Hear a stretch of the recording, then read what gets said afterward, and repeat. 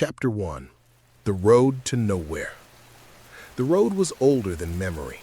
It wound out of the town like a forgotten scar, the asphalt cracking into jagged veins that led nowhere people wanted to go.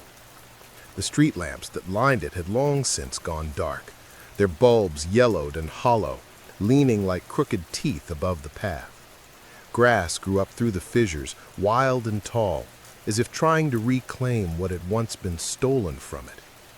Most people in town avoided it after dark. A few drove it during the day, usually out of necessity, farmers cutting across fields, delivery trucks taking the shortcut, but none lingered. None stopped their cars to stretch their legs. None wandered off the shoulder to explore. Because there was something at the end of that road, and the locals swore it didn't like being disturbed. On a late autumn evening, as the sun bled away in slow orange streaks, a lone traveler found himself on that road. His name was David Carter, though he hadn't heard anyone call him David in years. To his friends, he was Carter, and to most strangers, he was just another man passing through. He wasn't superstitious. He didn't grow up with the whispered warnings of the town. To him, the road was simply a quicker way to reach the motel a few miles further along. The first mile felt ordinary enough, just cracked pavement and the quiet crunch of tires. But as twilight deepened, the air changed. The trees pressed closer together, their branches arching overhead, until the road seemed swallowed by a tunnel of black. Carter turned down his radio. He wasn't sure why. The silence felt thick, expectant. That was when he saw it. The house. It stood just beyond the tree line, perched on a small rise of ground, as though the earth itself had lifted it to be noticed. 2 stories tall, with a pitched roof and windows that reflected the last of the sun's fire. From a distance it looked well kept. No holes in the roof, no broken shutters. Yet there was something uncanny about its perfection, as though it were only pretending to be abandoned. Carter slowed the car without meaning to. His hands had acted before his mind caught up. He stared at the house, drawn in by its stillness. The road curved away, urging him to keep going, but his headlights illuminated the gravel path leading up to the front steps. Something inside him, a small whisper of curiosity, or perhaps loneliness, murmured that he could stop, just for a moment, stretch his legs, see what was inside. After all, it wasn't every day you found a house like this, untouched by time. As he idled at the roadside, he noticed something else. The house's front door was ajar, only slightly, a crack wide enough to catch the dying light. Strange, he muttered to himself. He cut the engine. The sound of the motor faded into the heavy silence of the woods, and he realized he could hear the faintest creak, like wood shifting against wood in a rhythm too deliberate to be the wind.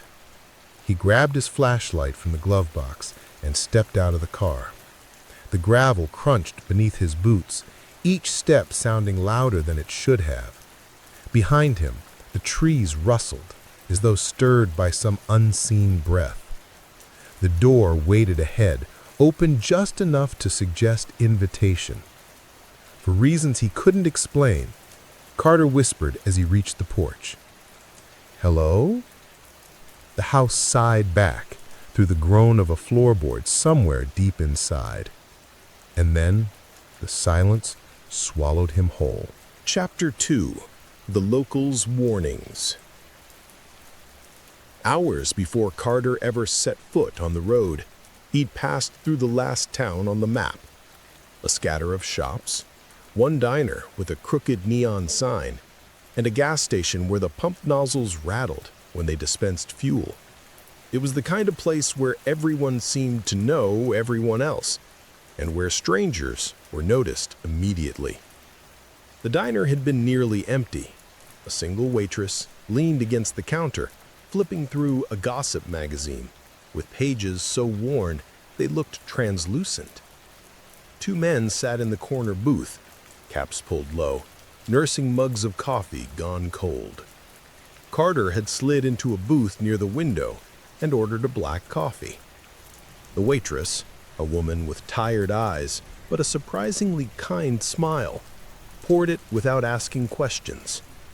She did, however, ask one thing after setting the cup down. "Where you headed?" Carter shrugged. "Just passing through. Got a motel reservation a few miles up." The waitress's smile faded a little. "Which way?" "West," he said. "Taking that old back road. Shorter." The two men in the corner stopped talking. They didn't look up, not exactly, but Carter felt their attention shift toward him. The waitress hesitated, her hand still on the coffee pot. "I wouldn't," she said softly. "Wouldn't what?" "Wouldn't take that road. Not after dark." Her voice was steady, but there was a weight to it. Like she wasn't offering advice, she was delivering a warning. One of the men in the corner cleared his throat. He was older, with a weathered face that looked like it had been carved from bark. "You're talking about the Miller place," he said, finally looking over. His eyes were pale, cloudy with age. "Ain't nothing good waiting down there." Carter gave a half smile, the kind people wear when they don't want to be rude, but also don't believe a word. "Ha! Haunted house story?" Neither man laughed. The other, younger by maybe a decade, leaned forward. "It ain't haunted. Not like you mean. It's worse." Carter sipped his coffee, pretending not to feel the prickling along his arms. "Worse how?" The men exchanged a glance. It was the waitress who finally answered. "People go missing out there. Always have. Kids who dare each other to spend a night. Drifters like you. Even a couple locals. They never come back. Or if they do..."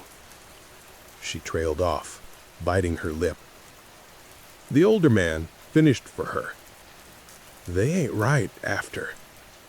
Like the house keeps a piece of 'em." Carter chuckled, but it sounded hollow in his throat. Every town's got its ghost stories. "Maybe so," the waitress said, her tired eyes meeting his. "But not every story watches you back." The silence that followed was thick enough to choke on. Carter left a few bills on the table, drained the last of his coffee, and told himself it was just small-town superstition. People liked their legends. They needed something to whisper about on long nights. But hours later, as he stood on that creaking porch and stared at the door ajar, those words came crawling back. Not every story watches you back. The floorboards sighed again inside the house. Chapter 3. The House in Waiting. The front porch groaned under Carter's weight. Paint peeled from the boards in long curls, and the railing was slick with moss where rain had licked it year after year. The door hung slightly open, a black slice of shadow inviting him into the hollow lungs of the house. He stood there longer than he meant to, his flashlight beam trembling across the threshold. He could almost turn back, almost walk down the path, get into his car, and keep driving to the safety of some motel where the only sounds were ice machines and muted televisions. Almost. But the silence of the place, it was magnetic. The kind that didn't just fill the air, but pressed against the skin. And beneath it all was that steady creak, like something rocking, like a rhythm waiting for him to match. Carter pushed the door open. The hinges shrieked, and dust bloomed in the air. The smell hit him first. Old wood, mold faint in the corners, and something else, something sweet, almost metallic. "Hello?" He called again, quieter this time. His voice came back to him, warped, like the house had swallowed it and spit it out slower. The entryway was wider than expected. A grand staircase rose to the second floor, the banister carved with patterns dulled by grime. To his left stretched what must have been a parlor, its furniture draped in sheets that sagged like tired shoulders. To his right, a dining room where the table still stood, long and skeletal, a single chair pulled out as though waiting for him. His flashlight swept across the walls, catching the faint shimmer of wallpaper peeling in strips. Beneath the peeling paper were faint scratches, too shallow to be letters but too deliberate to be chance. He leaned closer. Were they claw marks? Nails dragged in frustration? Something shifted upstairs.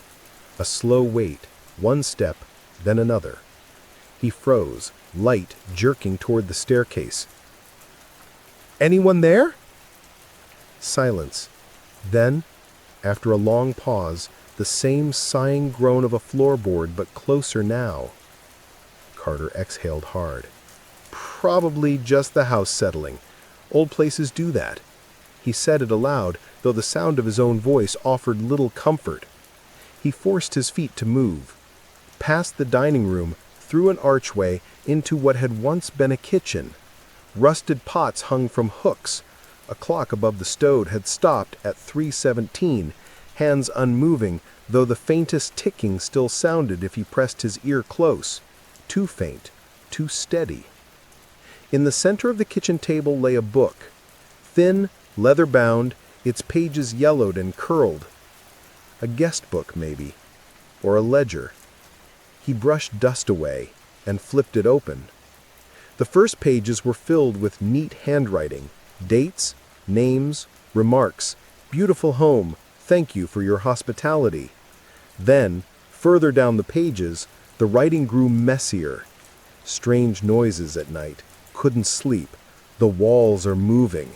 And later still, nothing but jagged scratches crossing the paper, tearing into the next pages.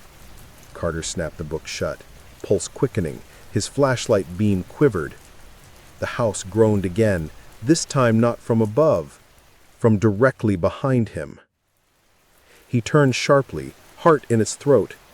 The dining room doorway yawned empty, but the chair, the one pulled out, was no longer empty.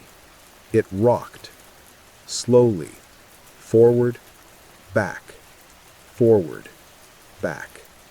No one sat in it, yet it rocked as though someone had just arisen to greet him. Carter's throat went dry. He whispered before he could stop himself. "Hello?" The rocking chair stopped, dead still, and the silence rushed back, heavy and waiting. Chapter 4. The Hall of Dust. Carter didn't move at first. His muscles locked, every nerve straining toward the chair that now sat perfectly still. He realized his own breath had synced with its rhythm. Inhale, exhale, forward, back. Now that it had stopped, he had to force air into his lungs. His instincts screamed at him to leave. Get back in the car, speed down the cracked road, and never look back. But the thought tangled with another. The diner, the pale-eyed old man, the waitress's tired warning. Not every story watches you back. If he left now, would the story follow? Carter tightened his grip on the flashlight and forced his legs to move. He stepped into the dining room again, closer to the table. Dust coated everything, soft as ash. He brushed his fingers across the wood, leaving behind streaks like scars. The chair remained motionless. Its carved legs were worn smooth, the seat cracked but sturdy. He touched the back of the chair, just a quick brush with his fingertips, and immediately pulled away. The wood was warm. He backed toward the archway that led deeper into the house. The beam of his flashlight revealed a long hallway stretching beyond the kitchen, narrow and choked with cobwebs. Doors lined either side. each one slightly ajar. The floor was carpeted in a thick layer of dust, except for a single path where the dust had been disturbed as though someone had walked through not long ago. "Anyone here?" Carter asked again, louder this time. His voice cracked against the walls and came back to him in whispers. He opened the first door on the left, a sitting room. Faded couches slumped beneath sheets, the outlines of forgotten photographs hanging crooked on the walls. He dared to lift one corner of the sheet. Beneath it, a cushion torn open, stuffing spilling like pale entrails. The next room was a study, a desk hunched beneath the window, its drawers pulled halfway out. Papers lay scattered across the floor, most too stained and brittle to read. One, however, caught his eye. A child's drawing, wax crayon scrawled in uneven lines. A house, tall and square, with windows blackened in. Beside it stood stick figures, too tall, too small, a family. And above the house, a crooked red sun.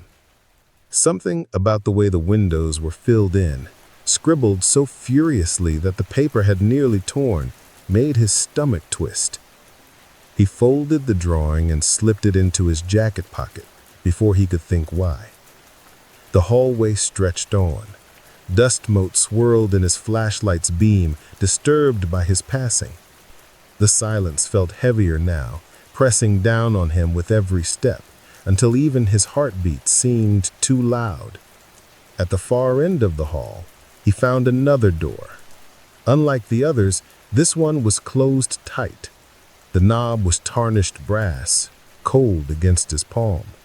He turned it slowly, expecting resistance, but it opened smoothly into darkness.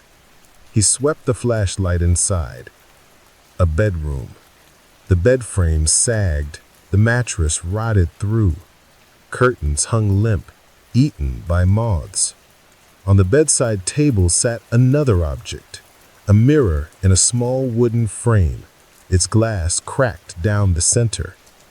As he lifted the mirror, the crack caught the light and split his reflection into two faces, overlapping.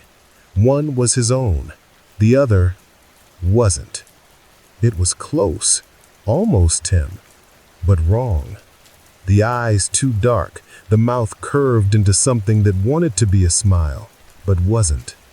Carter's stomach lurched. He dropped the mirror back on the table, and the sound rang through the house like a gunshot. From upstairs came the answer. Creak, creak, creak, creak. The rocking chair had started again, and it was faster this time.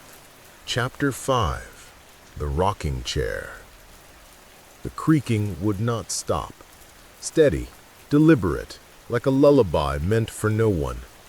Carter stood frozen in the dust-choked bedroom, staring at the cracked mirror that had nearly shown him another face.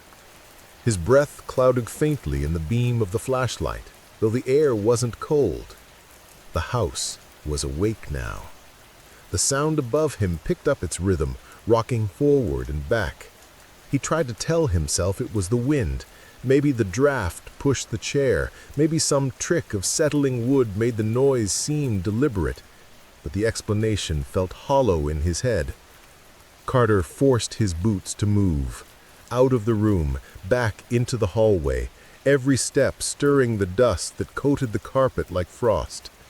He paused at the bottom of the staircase, looking up. The light barely reached the landing, leaving the upper floor in a syrupy darkness that seemed thicker than it should have been. "All right," he whispered to himself, though his throat was dry. Just wood, just a house." The stairs moaned beneath him as he climbed. Each board groaned in protest, not like wood straining, but like a voice letting out long, tired sighs. He kept the flashlight trained ahead, though he had the sickening sense that if he glanced back, he'd see something waiting at the bottom. Halfway up, the rocking stopped. The silence crashed down again, sudden and suffocating. Carter froze, heart thundering, sweat prickled along his neck. He waited, breath shallow, ears straining. Nothing. He swallowed hard and pushed onward. The landing was narrower than it had looked from below. The hallway stretched long and uneven. Wallpaper peeled in curling strips, exposing the veins of the house beneath. Doors lined both sides, all but one closed tight. That one door gaped slightly, a crooked sliver of shadow spilling across the floorboards. From within came the faintest scrape. Carter raised the flashlight. The beam slid over the threshold, illuminating the corner of a room. A rocking chair stood there, facing away, its silhouette sharp against the faded wallpaper. It moved. Forward, back, forward, back. Empty. Carter stepped closer, his boots whispering across the boards. His breath grew shallow, his pulse a heavy drum in his ears. He could see the chair more clearly now, the curve of its arms, the splintered edges of the rockers grinding faintly against the floor. The rhythm was steady, purposeful. "Who's there?" His voice cracked. "Come out." The chair rocked faster. He swallowed hard, sweat dripping down his temple. He circled slowly, edging around the chair until he could see its front. The flashlight beam trembled in his grip. No one. The seat sagged with age, cushion flattened, yet the chair moved as though cradling weight. Forward, back, forward, back. Carter reached out a hand, just to stop it, just to prove something real was moving it. His fingers brushed the worn wood, and the chair froze. The silence that followed was absolute. Then, directly behind him, the floor groaned. Carter spun, light slicing the shadows. The hallway behind him was empty, but the air felt crowded, as though something unseen stood inches away, watching him with unbearable patience.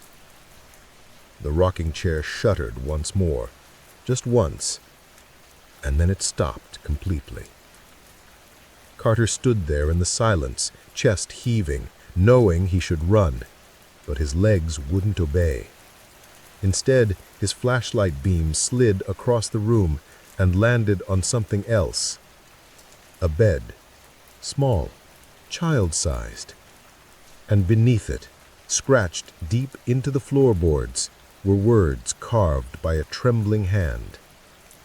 Don't stay. Chapter 6. The Stretching Stairs. The words carved into the floorboards throbbed in Carter's vision. Don't stay. His pulse beat in time with them, each letter seared into his mind. He stumbled back from the child's bed, flashlight beam jerking wildly across the room until it landed on the chair again. Still, perfectly still. His chest heaved, every nerve in his body screaming that it was time to go. Now, before the silence thickened further, before the shadows grew another inch. "All right," he muttered, voice thin. "All right, that's enough." He turned, boots pounding against the upstairs hall. The doors seemed to lean closer as he passed them, their knobs glinting like watching eyes. By the time he reached the stairs, his flashlight shook so badly the beam fractured across the railing. He started down fast. The old wood bellowed beneath his weight, every step groaning louder than the last. Halfway down, the air shifted. It pressed on him, thick, like invisible hands on his shoulders. He slowed, against his will. The bottom of the staircase looked farther than it should have been. Carter blinked hard. The first floor stretched away, warped, the rug at the base unfurling into a length that hadn't been there before. He gripped the banister, breathing fast. "No," he whispered. "No, that's not..." He descended another step. The bottom receded again, like the house was dragging the finish line farther and farther from reach. Shadows pooled at the edges of the walls, stretching long and crooked.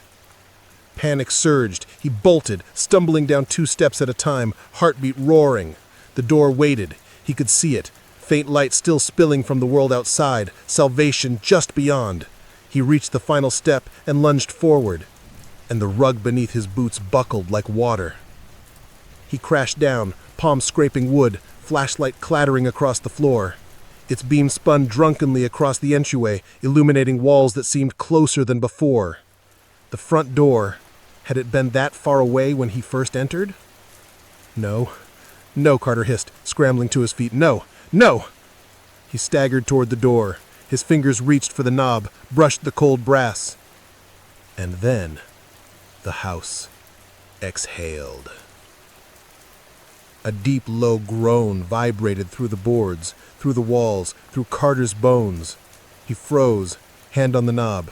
For one wild moment, he thought he felt the metal pulse beneath his grip, like the door itself had a heartbeat. And then, behind him, the sound of footsteps. Slow, deliberate, coming down the stairs he had just fled. He spun, chest hammering, flashlight beam jerking up the staircase. The landing above was empty, shadows sagging heavy against peeling wallpaper. But the steps kept coming, invisible weight pressing down one by one. Carter's throat locked. He yanked at the knob, twisted, shoved. The door did not move. He shoved harder, shoulder braced, but the wood held tight, wood shuddering as though resisting him.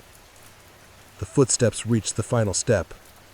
Carter slammed the flashlight beam toward the sound.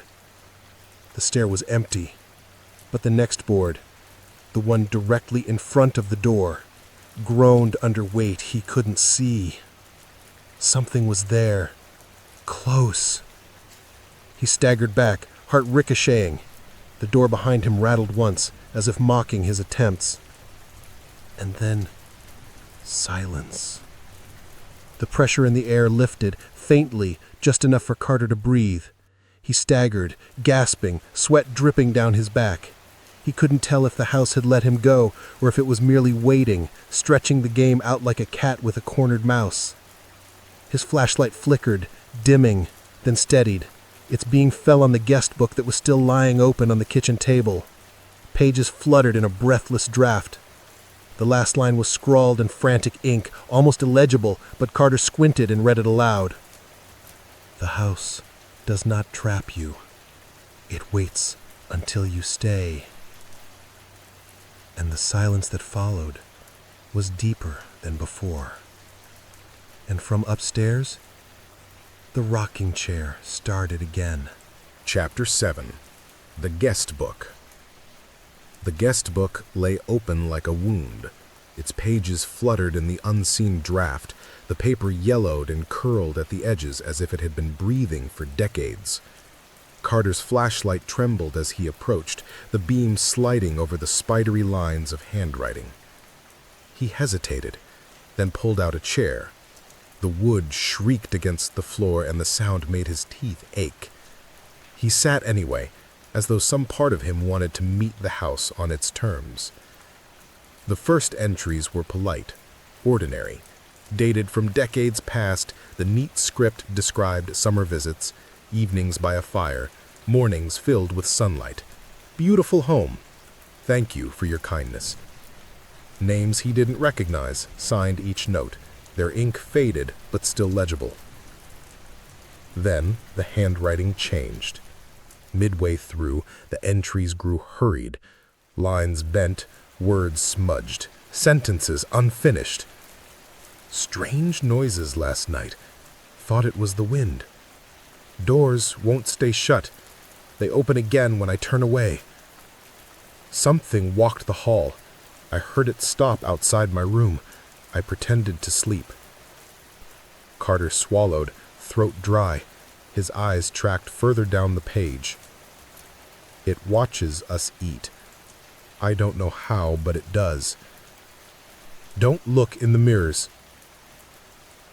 The last 3 pages were smeared with scratches, as though someone had dragged their pen across again and again until the tip broke. But in between the lines of ruined ink, Carter caught fragments. Won't let us leave. Stairs keep changing. It rocks when I close my eyes. He turned the page, palms damp. More entries, some dated years apart, others only days. A handful of names returned more than once, as if their owners had come back despite themselves. And then, near the back of the book, the handwriting sharpened. Large, desperate letters gouged into the paper. I think it likes me. It doesn't want me to go. I hear it in the walls. It's learning my voice. The next page was torn out entirely. Only the ragged edge of paper remained, stiffened and blackened as though burned. Carter sat rigid, fingers gripping the brittle edges of the book. His breath came shallow, each inhale stirring the dust that floated lazily in the beam of his flashlight. For a moment, he considered adding his own line, something small. Stopped here, noticed the chair, leaving now. A mark to prove he had been here and survived. But when he reached for the pen resting in the spine, his hand froze. The pen was warm, as if someone had just put it down. Carter dropped it instantly, the clatter loud as a gunshot. He staggered back, chair toppling behind him, heart hammering. The silence that followed was too heavy, like the house holding its breath. Then came the scratching. Not on paper, on wood. The sound crawled from the walls around him, nails dragging, rising, and falling in rhythm. It circled him, moving through the paneling, the floorboards, the ceiling, a chorus of clawing, as though the house itself was trying to write its own words into its bones. Carter snatched the guest book from the table and shoved it into his jacket, though he couldn't explain why. Proof, maybe, or a tether, something that might remind him this was real. The scratching ceased as suddenly as it had begun. The silence rolled back in. And in the distance, faint but clear, came a whisper that wasn't his. Don't stay. Chapter 9. The Locked Room. The hallway seemed longer than it had moments before. Carter's flashlight flickered, sending shadows skittering across peeling wallpaper and warped floorboards. Each step made the dust rise like smoke, and the whispers followed him, brushing against the back of his neck, murmuring his name in voices that were almost, but not quite, human. At the far end of the hall, a door stood out. Unlike the others, it was tightly closed, smooth and unbroken, its brass doorknob darkened with age. It seemed newer than the rest of the house, or perhaps simply untouched. But something about it made the air thrum differently. It radiated a weight, pressing on his chest like a hand demanding attention. Carter stopped. He hesitated. His hand hovered over the knob, skin prickling. The whispers seemed to hush, as though the house itself was holding its breath. "Hello?" he called softly. No answer. Only the faintest groan from upstairs, the rocking chair moving in slow, deliberate rhythm. He grasped the knob and turned. Nothing. The door didn't budge. He tried again, shaking it, pulling with all his strength. Solid, immovable. A shiver ran down his spine. The house sighed around him, the creak of floorboards, the subtle shift of the walls, the air thick with the scent of old wood and something sweet, metallic. Carter stepped back. He ran a hand along the doorframe. Something scratched against his fingers. Not the paint, not the wood. It was finer, deliberate. Fingernail marks, deep and jagged, like something had been clawing from the other side. "Who's there?" he whispered. His own voice sounded small, swallowed by the hallway. The door rattled, faintly, just once, as if replying. A shiver ran through him. He looked around. The walls themselves seemed to bend slightly, subtle curves he hadn't noticed before. The hallway stretched a fraction longer, narrowing as if the house was pushing him closer to the locked door. Carter tried to peer beneath it. The gap between the floor and the doorframe was narrow, but he thought he saw a faint movement, a shadow flitting just out of reach, impossible to identify. Then the whispers returned, louder, overlapping in a crescendo. "Stay. Don't leave. Come closer." He stumbled back. The rocking chair upstairs groaned in response, almost as if it were mimicking the rhythm of the whispers. Desperate, he tried the door one last time, slamming his shoulder against it. The house shivered, responding to his force. The doorknob rattled.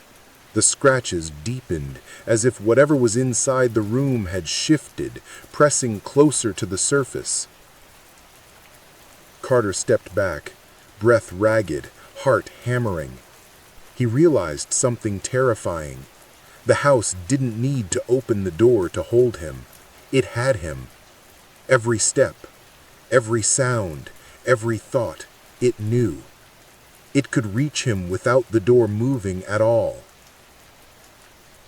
The rocking chair stopped abruptly upstairs. Silence swallowed the hallway, pressing down on him, thick and patient. Then, faintly, from behind the door, came the sound of something sliding against the floor.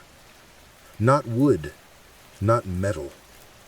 Something softer, slow, deliberate.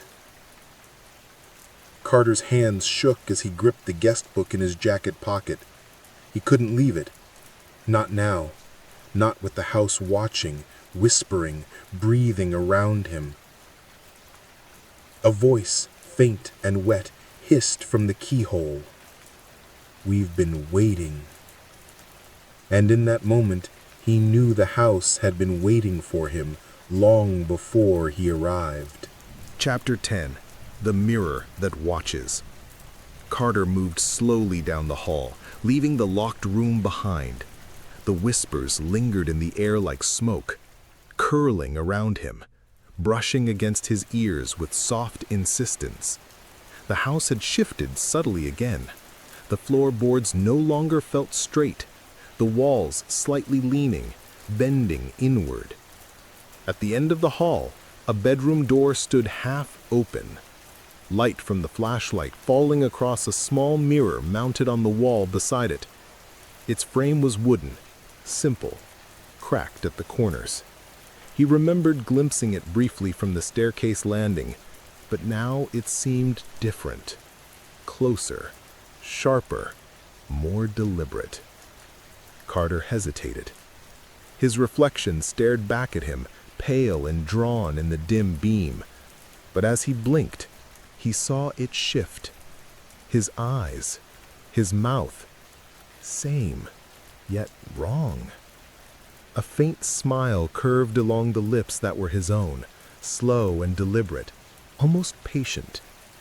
He stepped closer. The reflection mirrored him at first, then began to lag behind his movements by a fraction of a second, twitching when he did not, tilting its head when he stayed still. His own hands rose, but the reflection's hands moved differently, curling into claws at the edges. Carter stumbled back, heart hammering. What are you?" he whispered. The reflection leaned closer, pressed against the glass as if it wanted to step out. Its eyes were darker than his own, the irises almost black, absorbing the flashlight's glow. A faint hiss slipped from the mirror, though no lips moved. "Come." His knees shook. He could hear the whispers again, louder now, crawling along the edges of the hallway, pressing against the back of his neck. The rocking chair upstairs began again, slow, steady, counting the seconds like a heartbeat. Carter's flashlight beam jittered across the room. Behind him, shadows stretched unnaturally along the walls, curling at impossible angles. His reflection moved again, perfectly in sync this time, but only just enough to make him doubt his own motions. He reached for the mirror. Just to touch it, just to confirm that the cold glass was solid. The moment his fingertips brushed the surface, the glass rippled. His reflection smiled fully now, an expression alien and cruel. The whispers coalesced into a single thought pressing in his skull. "Stay with us." He pulled back, tripping over a loose floorboard. Dust rose, swirling like smoke, carrying the faint metallic tang that had followed him since the entryway. The mirror caught the light, splitting his reflection into 2, 3, dozens of overlapping faces, each one grinning, each one waiting. Carter staggered to his feet, heartbeat loud, pulse racing. He wanted to flee. The door at the end of the hallway beckoned, a promise of escape. But as he stepped toward it, the floor stretched beneath him again, elongating the hallway, twisting the space subtly. The mirror called him, silently, insistently, each reflection reaching out with hands of pale light. "Stay. Forever. Join us." Carter backed away, almost falling against the wall. His flashlight shook in his grip. Every instinct screamed to leave, but the hallway had lengthened again. The walls leaned inward, closing the space. And above all, the rocking chair had ceased, replaced by silence so deep it seemed alive, pressing down on him from every direction. He realized something terrifying. The house didn't just want him to stay, it wanted him to see, to watch, to become part of the rooms, the walls, the wallpaper, the shadows. And the reflection, the other him, smiled wider. Chapter 11. The attic breathed. Carter climbed the narrow stairs that led to the attic, each step groaning under his weight. Dust rose in lazy spirals around his boots, and the air grew thicker with every flight. Upstairs, the house seemed quieter, but it was the kind of quiet that pressed down on the chest, heavy and patient. The door at the top was small, worn, and crooked on its hinges. A weak beam of flashlight lit the gap beneath it, and faintly he could see the shadows inside stretching and curling, even though the room was still. With a trembling hand, he pushed the door open. It groaned like a deep sigh, a sound almost human in its resonance. Inside, the attic was cavernous and low-ceilinged, filled with the remnants of forgotten lives, trunks, crates, chairs stacked in unstable towers. Dust motes floated in the beam, suspended as if time had stopped. Carter stepped inside. The air smelled stronger here, sweet and metallic, tinged with old wood and something sharper, like the scent of old blood. His flashlight beam swept the room, catching the jagged edges of floorboards, the frayed ropes of a hanging lamp, the warped panels of the walls. Then he noticed it. The floor beneath his feet moved. Not under his weight, but as if the house were breathing. The boards rose subtly, then fell slow and deliberate. The walls seemed to pulse, leaning closer and then receding, as though inhaling and exhaling around him. He swallowed hard. The rocking chair's rhythm from downstairs had been replaced by a low, almost imperceptible thrum, the heartbeat of the house itself. Each pulse reverberated through the attic floor and into his bones. Something shifted in the shadows. A trunk lid slowly creaked, tilting upward on its own. Dust swirled, lifting like smoke as if stirred by unseen fingers. Carter raised his flashlight, swinging it toward the movement. The trunk was empty, yet he felt eyes on him, dozens of unseen gazes. "Welcome." The whisper was faint at first, then multiplied. The attic walls themselves seemed to murmur, voices pressing in from the corners, from the floorboards, from behind the stacked crates. They spoke in unison and in whispers, the voices of all who had come before. Carter stumbled backward, heart hammering. He tried to retreat towards the stairs, but the attic stretched subtly. What had seemed only a few steps now felt like dozens. Every turn of the head revealed another shadowy figure, crouched in corners or behind stacks of forgotten furniture. They didn't move directly at him, but they watched. His flashlight flickered, dimming as the attic seemed to close in. From above, the ceiling beams groaned and the walls whispered together. The house was alive in a way he hadn't understood before. Not just watching, not just waiting. It breathed, pulsed, and remembered.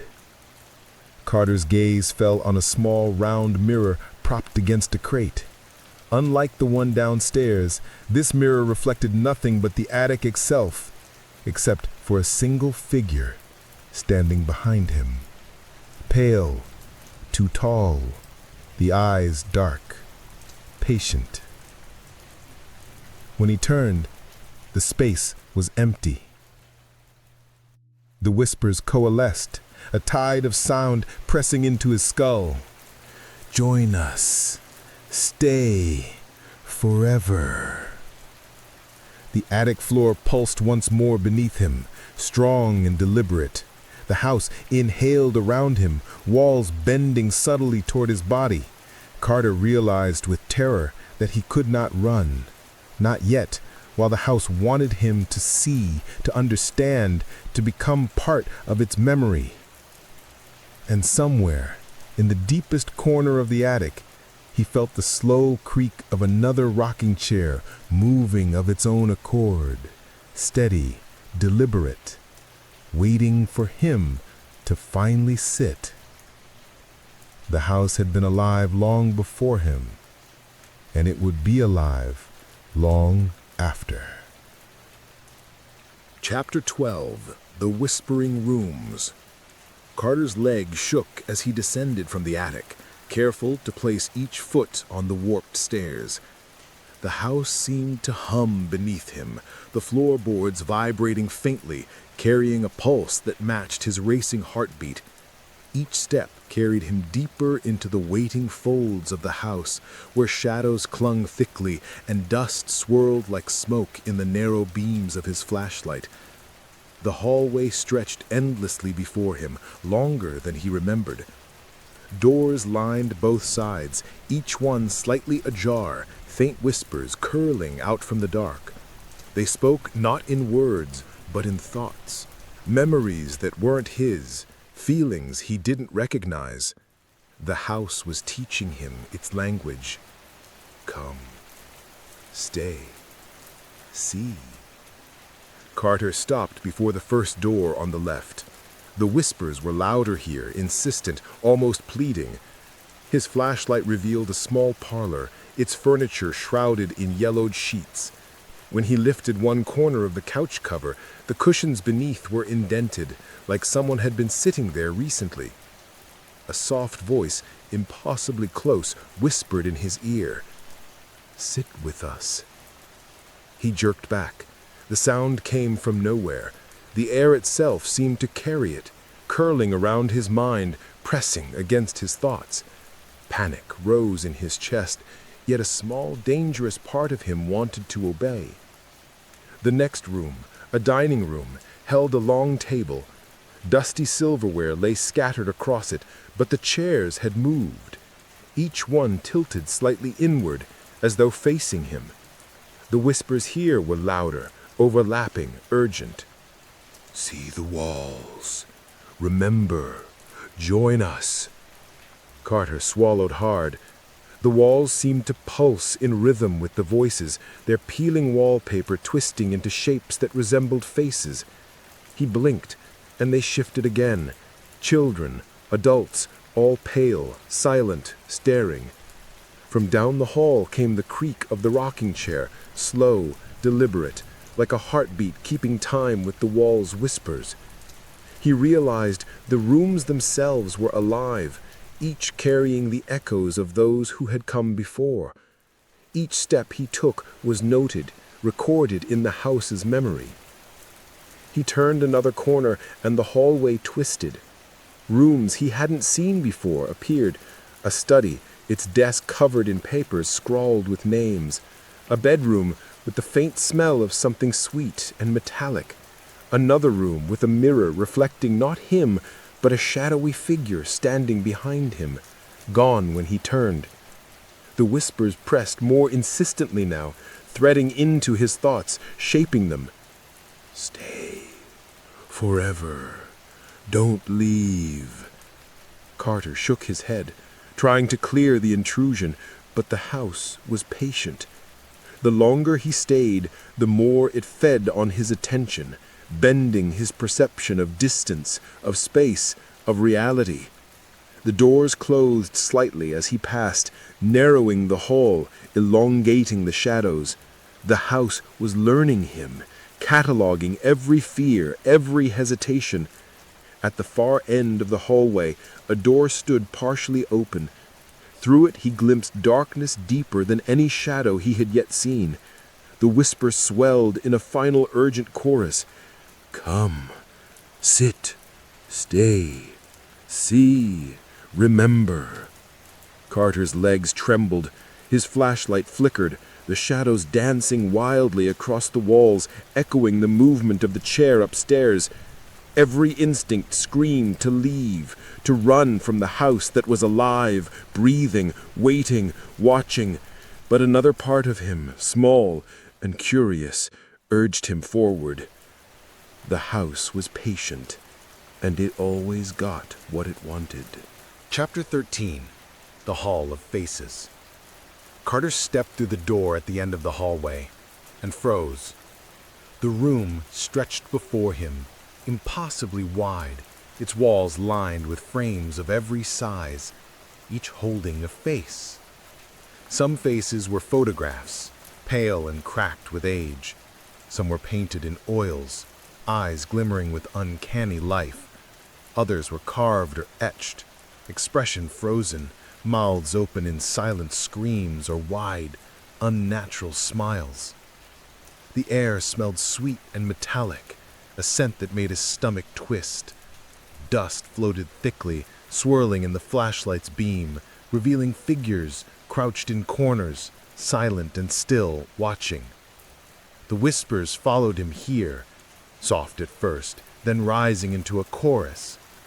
We saw, we stayed, we watched.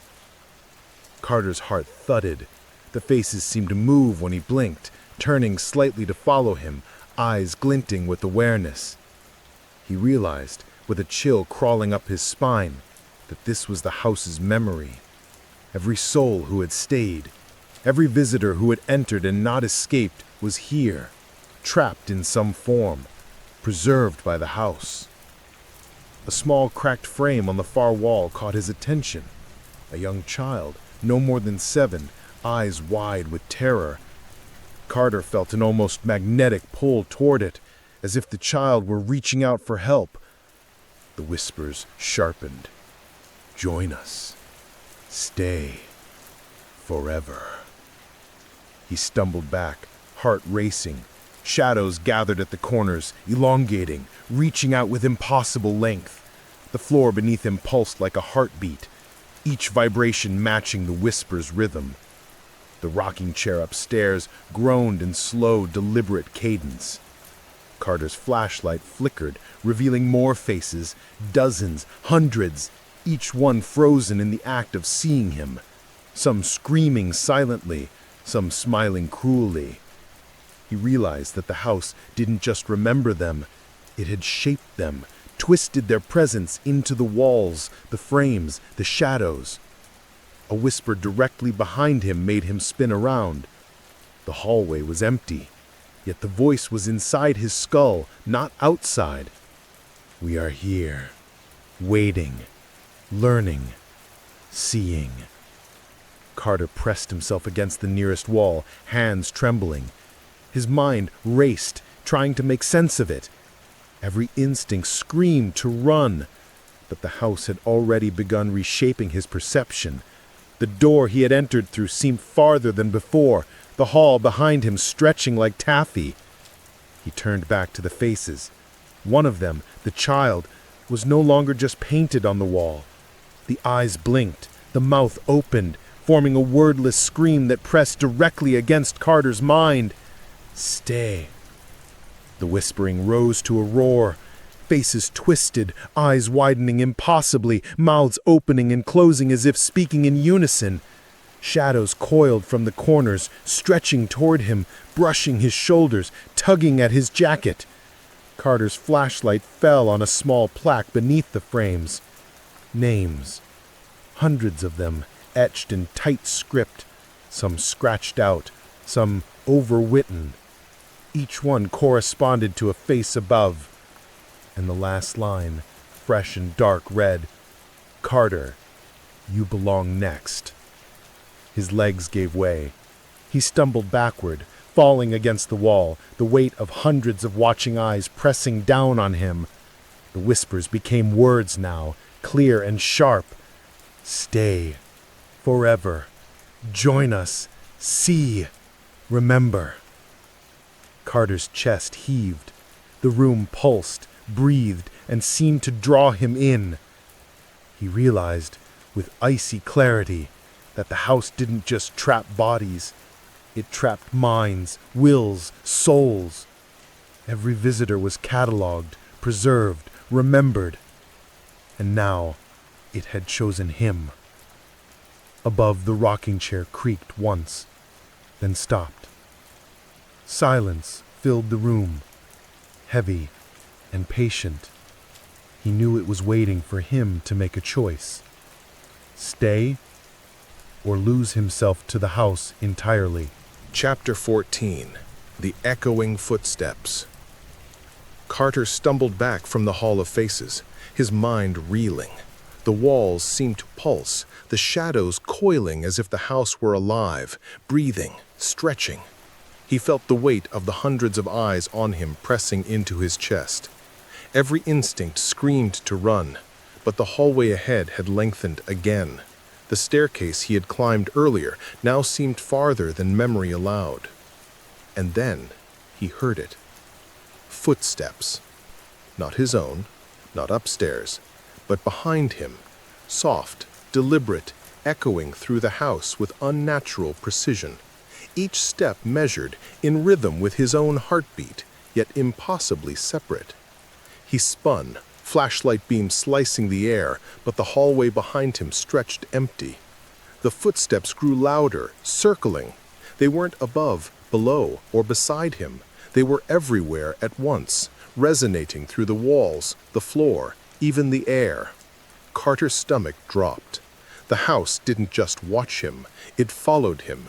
It moved for him, around him, reshaping itself to keep him inside. He ran, stumbling over warped boards, flashlight flickering, shadows crawling along the walls, lengthening unnaturally. Doors appeared where none had been, disappearing where they should have been. The hallways twisted subtly, elongating with every desperate step. The stairs he tried to descend seemed to rise into infinity, curving impossibly toward the attic once more. Stay! The whisper curled through his mind, overlapping with the echoing footsteps. Carter's breathing became ragged, every exhale loud against the walls. He swung the flashlight wildly, catching glimpses of shadows moving independently of the light. Figures crouched in corners, peeking from behind doors, faces pressed into the peeling wallpaper. All of them, watching, waiting. He reached the dining room, heart hammering. Chairs that had been lined neatly were now scattered, tilting inward as if leaning toward him. The table stretched impossibly long, groaning under some invisible weight. And then the footsteps converged, sounding directly behind him, each echo reverberating inside his skull. He whirled. Nothing. Just walls. Empty space. But the floor beneath his feet shifted. Boards rippled like water. The door to the entryway, his only hope of escape, receded, moving farther into the shadows. Forever. He tried to call out, scream, plead. Nothing escaped his throat. Only the echoes answered him. They weren't his own footsteps anymore. They were the footsteps of everyone who had come before him. Each step a memory trapped, walking endlessly in a rhythm the house controlled. He stumbled back, flashlight beam swinging, catching glimpses of a rocking chair in the hallway, moving slowly, deliberately, in time with the invisible march of echoes. Dust swirled in the beam like smoke, curling around him, forming faces that whispered his name. Carter realized the terrifying truth. The house could reach him wherever he went. It could manipulate space, distance, walls and floors. Every escape attempt, every turn, every step was catalogued. Every fear he felt became part of the house itself. The footsteps grew louder, converging, circling. Carter's legs gave way. He fell to the floor, forehead pressed to warped boards, breath shallow, mind reeling. The whispering rose to a chorus, pressing into his skull from every direction. Join us! Stay! Forever! Above him, the rocking chair ceased, silence falling suddenly, thick and heavy. Carter knew, with a cold certainty, that the house wasn't done. It had been waiting. It would wait until he finally became part of it. Chapter 15. The Window That Never Led Outside. Carter scrambled toward the nearest window, desperation fueling his legs. The hall of faces and the echoing footsteps still haunted him, each step heavier, each shadow curling closer. He threw open the window, expecting night air, a chance to leap and run into freedom. But the pain didn't reveal the world outside. Instead, the landscape beyond shimmered, warped. Trees stretched impossibly tall, their branches curling into spirals like black smoke. The moon hovered too close, pale and enormous, casting light that twisted across the warped ground. When he tried to climb through, his hand slipped against the sill, and the view shifted, a subtle movement that made him feel dizzy and nauseated. He backed away.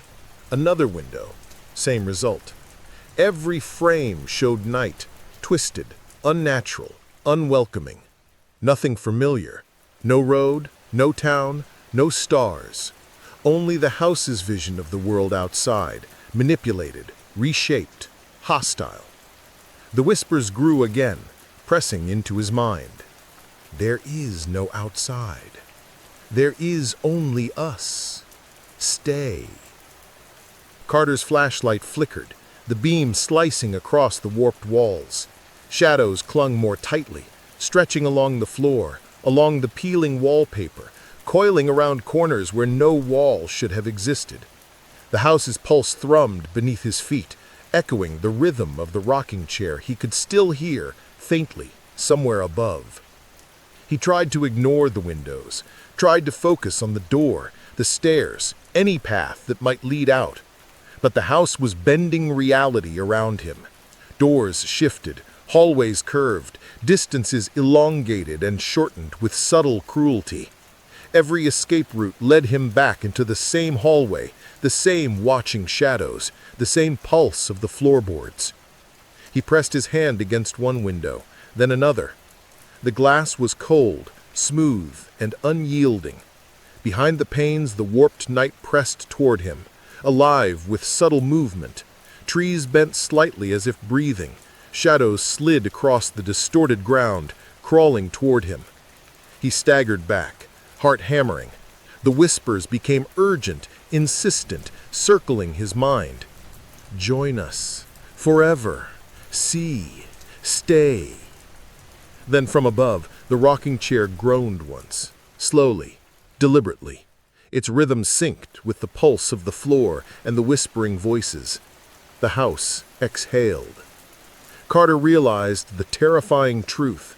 The house didn't just trap him inside its walls, it trapped him inside its perception. Every window, every door, every hallway could be twisted. Every attempt to escape was already anticipated, already reshaped to feed the house.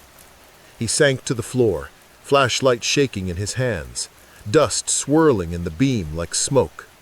The shadows along the walls leaned closer, the faces in frames flickering, stretching, whispering.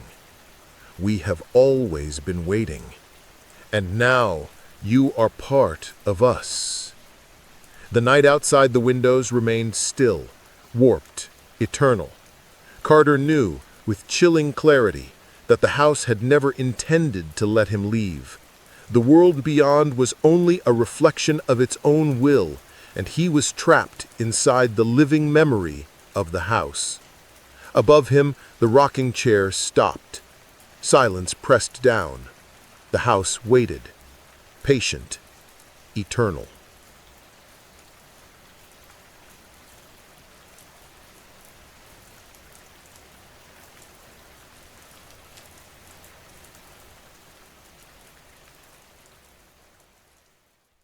Did you enjoy that short story? I hope you found it spooky. Now, time for another tale. The House That Breathed. Chapter 1. The Dare. It started with a dare, the kind that doesn't feel like a choice once it's spoken aloud. "You won't last the night in there," Caleb had said, his voice carrying easily over the bonfire crackle. He grinned in that way that dared you to prove him wrong, his marshmallow blackened and forgotten at the end of his stick. The others leaned closer to the flames, shadows flickering across their faces. They'd all heard the same stories growing up, how the old Kessler house was alive, how people who spent a night there woke different, quieter, hollow-eyed, as though some part of them had been drawn into the walls. "You mean the house that breathes," Marcy snorted, though she wrapped her blanket tighter around her shoulders. "Come on, that's just what bored kids say when they hear a draft under the floorboards." "Drafts don't whisper," Caleb replied. His eyes shifted to you, then lingered, waiting. The group followed his gaze. You felt their attention like heat against your skin, and suddenly every excuse you might have made dried up in your throat. You weren't the bravest among them, but neither were you the sort who backed down when challenged. "You're saying I couldn't do it?" you asked. "I'm saying nobody has." Caleb's grin widened. "Not all the way through the night, not alone. If you can, you get bragging rights forever." The fire popped. Somewhere in the dark field beyond, a cricket fell silent. Marcy shook her head. "It's a stupid dare. That place is falling apart. You'll break a leg on rotten stairs before anything spooky gets you." "Then what's there to be scared of?" Caleb countered. Their laughter rose and fell around you, a tide of teasing voices. But beneath it, you felt the current of something heavier, the unspoken weight of generations of rumors. People swore the Kessler place moved at night, its walls swelling like lungs, its halls humming with voices too low to catch. No one remembered the last person who lived there. Some claimed the house itself had swallowed them whole. You should have laughed it off. Instead, you heard yourself say, "Fine, I'll do it." The group erupted in cheers and jeers. Caleb clapped you on the back hard enough to sting. That's the spirit. We'll drop you off tomorrow evening. Just you, the house, and however many ghosts live in the wallpaper." Marcy frowned, her eyes catching yours across the firelight. "Don't," she mouthed silently, the word lost under the laughter. Her expression wasn't mocking, but afraid.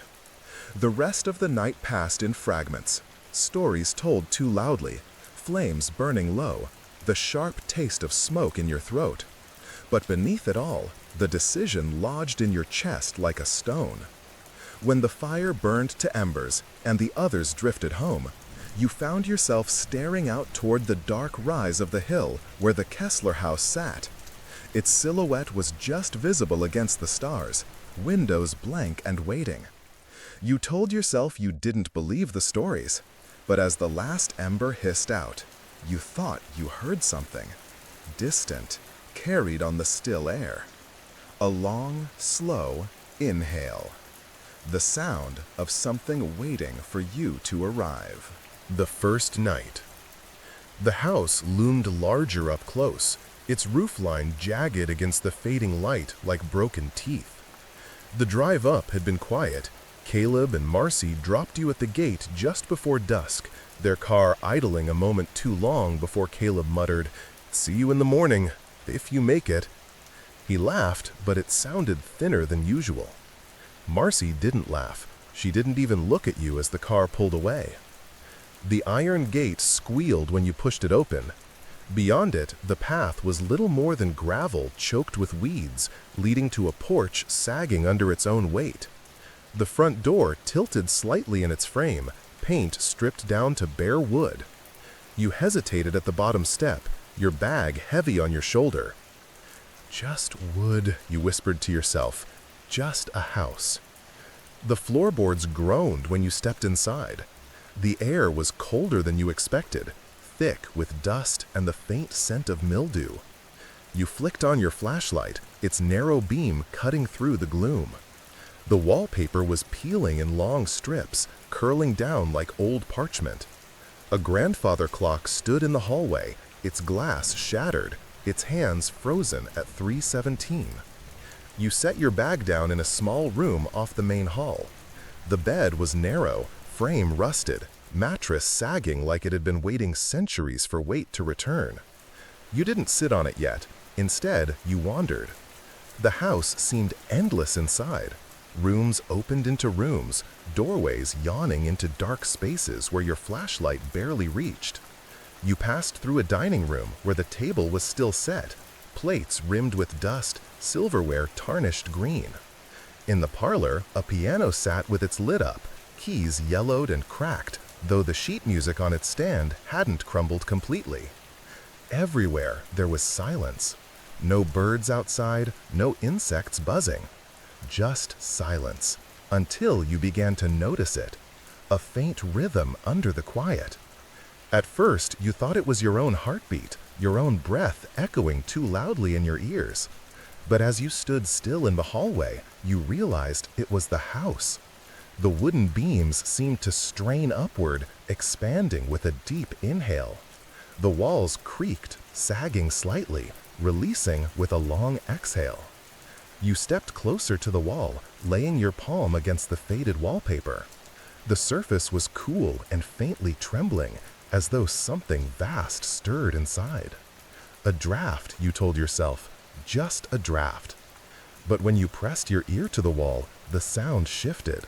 Beneath the creak of timber came a murmur, a hushed cadence, like voices in another room. You couldn't make out the words. You weren't sure you wanted to. The flashlight flickered once, twice, then steadied. You pulled away from the wall and forced yourself back into the small room. The bed groaned when you finally lowered yourself onto it, dust rising in a faint cloud. You left the flashlight burning beside you, its beam aimed at the ceiling. Shadows gathered in the corners, pulsing faintly with the rhythm of the house's breath. You pulled the blanket tight and shut your eyes. For a time, you thought you might actually sleep. Then, the mattress shifted. Slowly, gradually, as though someone had lain down beside you. You froze, every muscle locked. You didn't dare open your eyes. You didn't dare breathe. The air at your cheek stirred, cold and damp. A whisper slid against your skin, so close it felt born from the pillow itself. It said, your name. Your eyes snapped open to the dark ceiling, the flashlight beam now trembling as though gripped by unseen hands. And from the wall came another long inhale. The house was not empty. Chapter 3. Settling in. Morning came gray and reluctant, light squeezing through the warped shutters in thin, crooked stripes. You hadn't truly slept.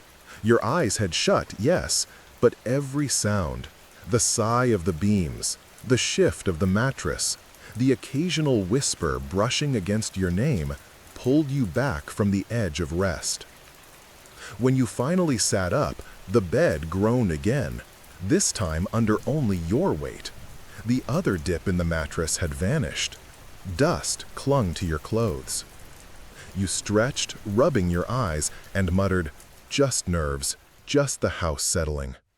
The words sounded too small in the empty room. You decided to explore in daylight, telling yourself it would prove there was nothing here. With the flashlight clipped to your belt, you stepped into the hallway. The silence pressed in from all sides.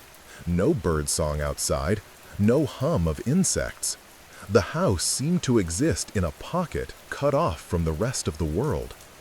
The dining room looked worse in the light. The table was coated in a thick film of dust, but the plates and utensils were still neatly arranged, as though a family had once been called to dinner and simply never arrived. You touched the rim of a plate. It shifted slightly under your finger, leaving a faint ring in the dust. In the parlor, the piano caught your attention again. The sheet music on the stand was yellowed, the notes still legible. Nocturne in E minor. You pressed a single key. The sound that rose wasn't quite right, too sharp, too hollow, but it was sound, and in the silence of the house it seemed deafening. The floor above your head answered with a creak. You froze, hand hovering over the keys. The creak came again. 2 slow steps. Then nothing. Wood expanding, you whispered to yourself, though the words trembled. The kitchen was worse. Rust ate through the sink basin, and the stove was choked with ashes long cold. A kettle sat on one of the burners, blackened and cracked. You bent to look closer and saw something scratched into the enamel of the stovetop, faint but deliberate. Leave before it learns you. The letters trailed off at the end, as if whoever carved them had been dragged away mid-stroke. You stumbled back, nearly tripping over the doorframe. Your flashlight beam wavered over the walls, revealing nothing but more peeling wallpaper, water stains like spreading bruises. In the pantry, you found jars of preserves so old the contents had turned black, lids rusted shut.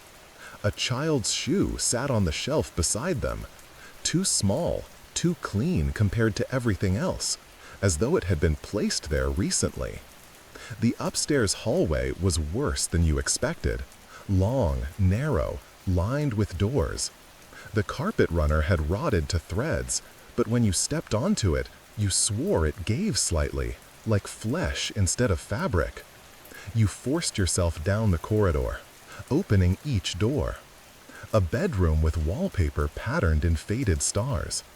A sewing room with the machine still threaded, needle halfway through a scrap of fabric. A bathroom where the mirror was cracked into a spiderweb pattern, yet in the shards, your reflection seemed delayed. You lifted your hand, and in one sliver of glass, your reflection's hand lifted a moment later. By the time you returned downstairs, your chest felt tight, as though you had been holding your breath for hours. The grandfather clock in the hallway stood silent, its hands still locked at 3:17. But as you passed it, you heard a faint ticking. Not steady, not rhythmic, Just once, a hollow tick, then silence. You backed into your small room and closed the door. Your phone, when you pulled it out, showed no signal, not even a flicker of a bar. You tapped out a message to Marcy anyway, thumbs trembling. Still alive, just a house, right? The message sat unsent. And from somewhere deep in the walls, the house exhaled, slow and heavy, as though sighing at your denial. The second night. By evening, the house felt heavier, not just in its silence, but in the way it seemed to lean inward, its very walls sagging as though listening. You had spent the day exploring, keeping your fear buried beneath a thin layer of logic, drafts, rot, old foundations. But the scratches on the stove, the reflection in the bathroom mirror, the phantom steps above, those lingered, circling your thoughts like crows. The sun dipped behind the trees, and with it, your courage. Shadows stretched across the hallways like dark water flooding the floors. You retreated to your small room, flashlight clutched in your hand, your bag pressed against the bed as if proximity alone could keep you safe. Your phone still showed no signal. The message to Marcy still hadn't sent. You tried again, lifting the phone, walking slowly around the room, near the window, near the bed. Still nothing. At one point, the screen flickered. Not the kind of flicker that comes from low battery, but as though someone's fingers had brushed the inside of the glass. For a moment, a single bar appeared. You typed fast. Come back, not a joke, feels wrong. But before you hit send, the bar vanished. Dead air again. Darkness gathered quickly. The flashlight beam cut a small, weak circle, every corner beyond it swelling with shadow. You laid down, but sleep did not come easily. Your ears strained at every creak, every sigh of the boards. And then, sometime past midnight, it began again. The mattress shifted. Slowly, gradually, a weight pressing down at the far side, making the springs groan as though another body had eased into place beside you. You turned sharply, flashlight in hand, but the beam struck only dust and the curve of the pillow. No one. You swallowed hard. It's just... Before you could finish, breath stirred against your ear. Cold, wet, impossibly close. A whisper followed, the same voice you had heard through the walls the night before, but clearer now. Don't worry, I'll keep breathing for you. You jolted upright, the flashlight quivering in your hand. The room was empty, but the air pulsed. The shadows along the wall shifted as though carried on an invisible tide, rising with a slow inhale, sinking with an exhale. No, you said aloud, though your voice broke. No, it's just a house. The reply came instantly, low and soft, from everywhere at once. Not just a house, home. The walls swelled outward, wood groaning like ribs strained to their limit. The floor beneath you trembled faintly, like something vast was stirring underneath. You stumbled back, pressing against the door. The knob was cold under your hand, but when you tried to turn it, it refused. Locked. You hadn't locked it. The whisper rose again, curling through the room, threading into your ears. I've been here all along, before you, before them. I know your breath. I know your name. Shut up, you shouted, though your voice cracked in the silence. The shadows recoiled slightly, as though savoring the panic in your words. Then they pulsed again, keeping rhythm with your heaving breaths. Inhale, exhale, until you realized the house wasn't just breathing anymore. It was breathing with you. Every rise of your chest was echoed in the groan of the beams, every gasp matched by the walls expanding. Your lungs no longer felt like your own.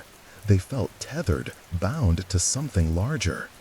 And when you tried to hold your breath, the house inhaled for you, stretching, creaking, sighing. It would not let you stop. Chapter 5. The Diary. When dawn finally arrived, it felt less like morning and more like a reprieve, a stay of execution. The pale light seeped reluctantly into the small room, gray and weak, barely piercing the heavy curtains. You hadn't slept, not really. Every time your eyes shut, you felt it. The pull of the house, the weight in the mattress beside you, the rhythm of your own breath caught in its cycle. You'd sit up, gasping, only to find the air stale and still. At some point, exhaustion dulled your fear enough for you to drift into a shallow doze, and that was when you dreamed. Not of the house exactly, but of corridors that bent and bent without ending, of walls that pulsed like veins, of a voice whispering your name until you no longer knew if it was calling you into the house or out of yourself. When you woke, your throat ached. You forced yourself up, determined to look for proof, something tangible to make sense of the night. The silence was heavier than before, the kind that presses into your ears, making your own pulse sound too loud. You explored again, keeping your hand against the wall as though that thin contact could anchor you. The wallpaper flaked under your touch, leaving pale smears of dust. It was in the upstairs study that you found it, a narrow room with tall shelves, most sagging under the weight of mold-bloomed books. Papers littered the desk, curled with damp. At first, you thought it was useless, just another collection of ruined pages. Then you noticed the journal. Its leather cover was cracked, the strap brittle. Inside, the pages were stiff, but the ink still legible, scrawled in a hurried, uneven hand. You sat at the desk and began to read. March 2nd, 1911. The house listens. I hear it when I sleep. At first, it was the walls that sighed, but now I think it is closer. Beneath the bed, behind the mirror. It whispers, and when I do not answer, it waits. You flipped forward, pages yellowing under your fingers. March 19th.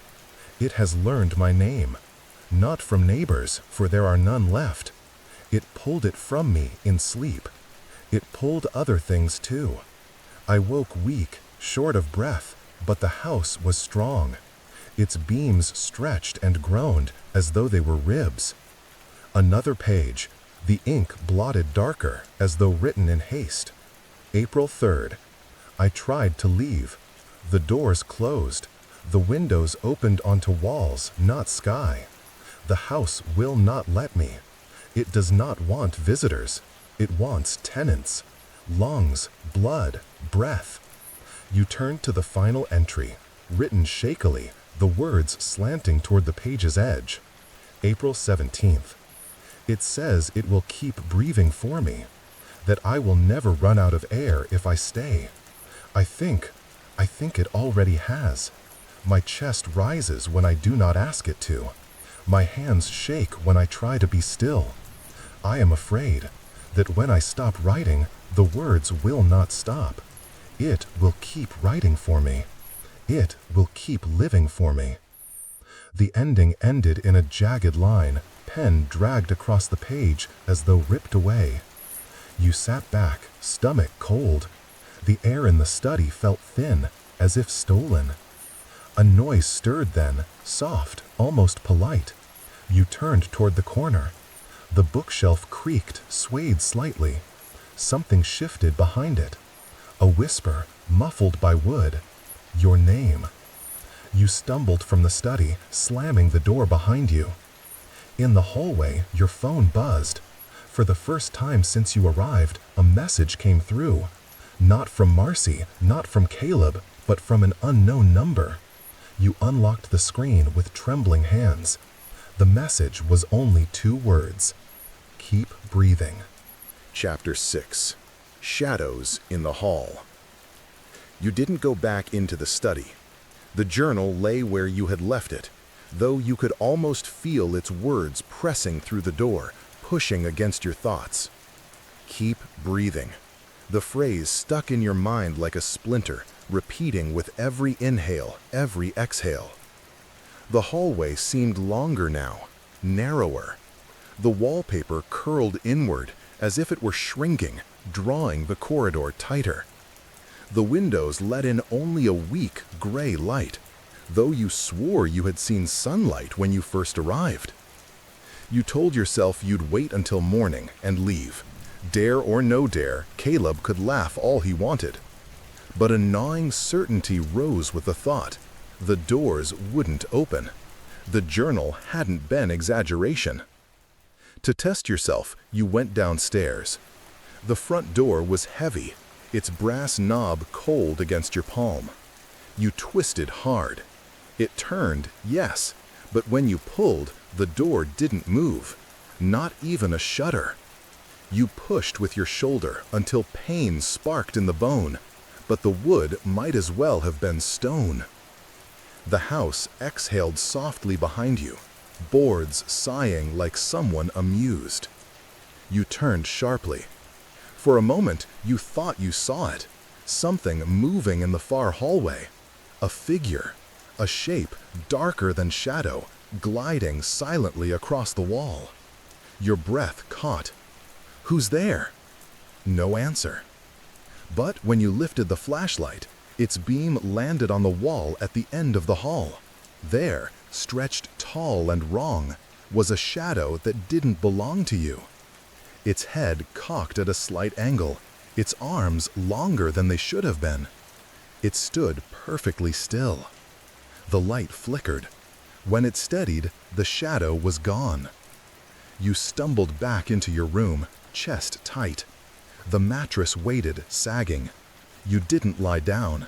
Instead, you sat against the wall, flashlight balanced on your knees, phone in your hand. You tried Marcy again. Please answer, not funny anymore. The message failed to send.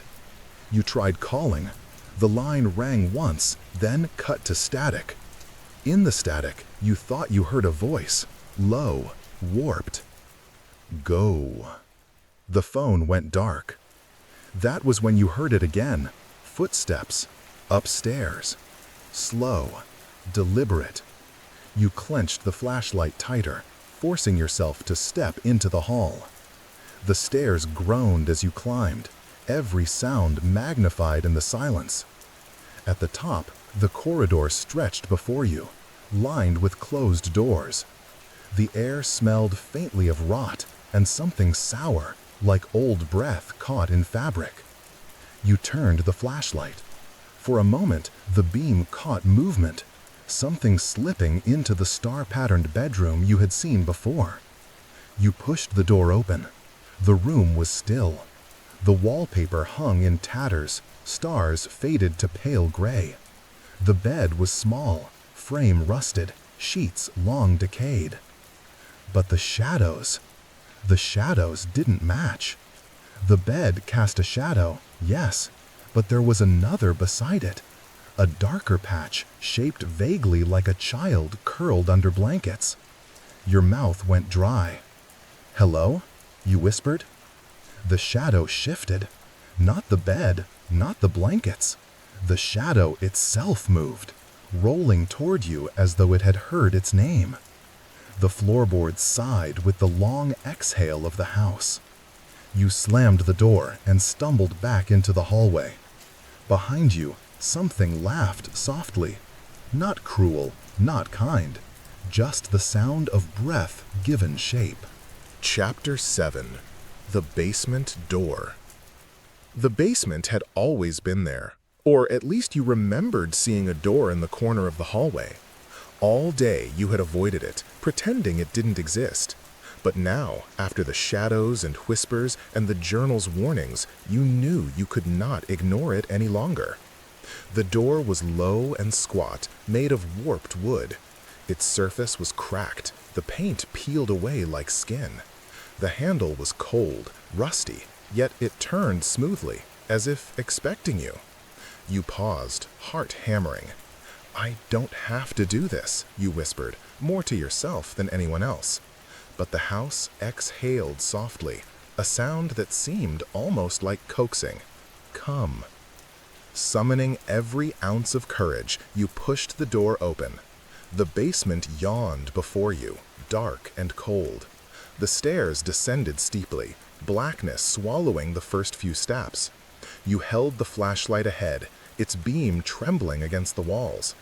The air smelled heavier here, damp and sour, like earth and decay mixed with something else, metallic like old blood. The walls were lined with stones, uneven and slick with moisture. Your boots echoed on the stairs, but underneath the echo, you thought you heard another sound, soft, like scraping. A box, perhaps, or claws. You reached the bottom. The beam landed on a small, dusty room.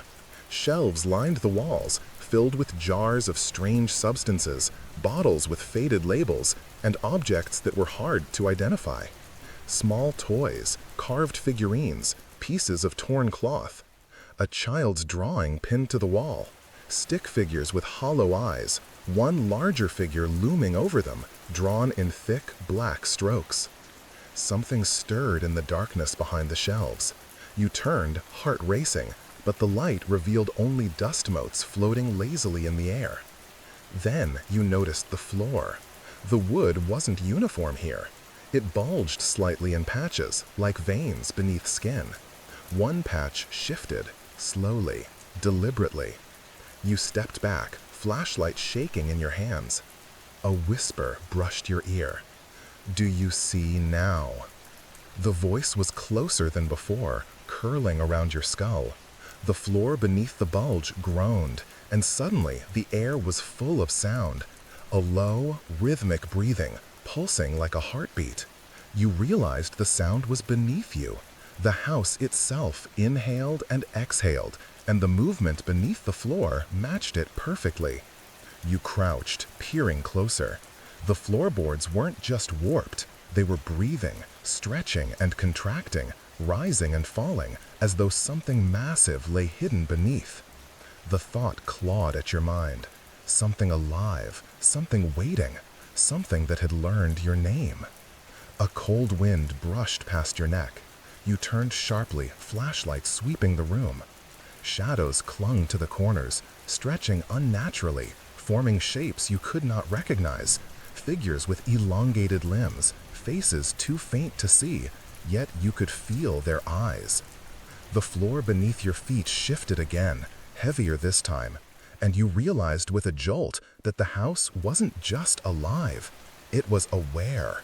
It was watching, learning, and waiting. You scrambled up the stairs, nearly tripping. The door closed behind you with a soft click, as if satisfied. You leaned against it, gasping, the words of the journal echoing in your mind. It does not want visitors, it wants tenants, blood, breath. The house exhaled, and you knew, without a doubt, it was hungry. The third night. The third night arrived like a weight pressing down from above. By now, the house was no longer a backdrop to your fear. It had become a living presence, a predator moving through the boards and plaster. Every sound was magnified, every groan or sigh a deliberate message. You stayed in your small room for much of the evening, flashlight clutched tightly, journal pages from the study laid before you like shields. The sun had set hours ago, leaving the windows black, hollow, like empty eyes staring back at you. The breathing began again as it always did, slow, measured, patient. But tonight it was different. It matched your own rhythm perfectly, stretching with every inhale, contracting with every exhale. You held your breath once, and the house inhaled for you. You exhaled slowly, and the walls answered in kind, creaking, sighing, stretching. "You're alive," you whispered, voice cracking. You're alive." The reply came, soft, everywhere at once. Alive because you are. Alive because I let you be. You jolted upright, flashlight swinging. The walls seemed to pulse, as if the wallpaper itself breathed in tandem with the house. Shadows undulated in corners, bending and stretching with a life of their own. It was then you noticed the mirror across the room, one of the old cracked shards still intact. Your reflection rose as you did, but with a faint delay. A second later, the reflection's hand lifted when yours hadn't moved. Its head tilted slightly, mimicking your movements, almost playfully. "No," you muttered. "I'm in charge. You don't." The house answered again in the softest of whispers. "You are mine as long as you breathe. I learn. I follow. I keep." Something shifted in the shadows. At first it was barely perceptible, a distortion in the corner of the room. Then a shape solidified. A figure, faceless, blacker than the shadows, mirrored your stance. You lifted your hand, it lifted its hand. You blinked, it blinked. Panic rose like fire in your chest. You wanted to run, but the door was still locked. You couldn't leave. The air grew thicker, harder to draw in. Your own chest ached, lungs tightening, as though the house had pressed itself into the very walls of your body. You stumbled to the bed, gripping the edges, trying to anchor yourself in reality. "I keep breathing for you," the house whispered again. And then it did something new. The mattress shifted, not last time, but as though something had lain across the foot of the bed. Something that moved deliberately, curling around your legs without touching skin, tracing a path that felt alive. A cold draft brushed your face. You froze. The shadows around the room began to stretch upward, flowing along the ceiling, forming shapes that writhed just at the edge of perception. Your reflection in the mirror shifted again, but this time it smiled, an expression you did not make. The house exhaled, filling the room with a sound like a chorus of lungs, and you realized the terrifying truth. It didn't just mirror you. It had begun to teach you how to move, how to breathe, how to exist within its walls. Every inhale you drew, every motion you made was already shared with something vast and patient, waiting for the moment you would stop. And when you closed your eyes, trying to reclaim control, the shadows moved closer, patient and inevitable. You were no longer alone. Chapter 9. The Portrait Room. The next morning, or what passed for morning within the house, you found the courage to explore again. The previous night's terror weighed heavily in your chest, your limbs aching as if the shadows had left marks you couldn't see. But something drew you. A corridor you hadn't fully investigated, a door tucked beneath a faded archway, its frame carved with twisted, unfamiliar symbols. The door gave way with a low groan. Beyond it lay the portrait room. Rows of paintings covered the walls, all framed in blackened wood. At first glance, they were ordinary. Men in suits, women in stiff dresses, children clutching toys. But as your flashlight swept across the room, a chilling pattern emerged. The eyes followed you. Not merely turned in your direction, but they shifted independently of the brushstrokes, glimmering with life. Your hand hovered over a small girl's portrait. Her eyes widened as you moved, then blinked. You stumbled back, heart pounding. "Impossible," you whispered. The walls seemed to pulse in answer. Shadows crept along the corners, stretching toward the paintings. You shone the flashlight across them, one by one. A boy in a sailor suit smiled as you approached, a thin, crooked smile that was not in the original painting. A woman in a lace collar turned her head ever so slightly, lips moving, whispering something you couldn't hear. You stepped closer to the largest portrait, a man with hollow eyes and a faintly smiling mouth. His gaze met yours, and suddenly your reflection in the glass behind the frame shifted. Your face pale, lips stretched in a grin you did not make. The house inhaled. The boards beneath your feet groaned.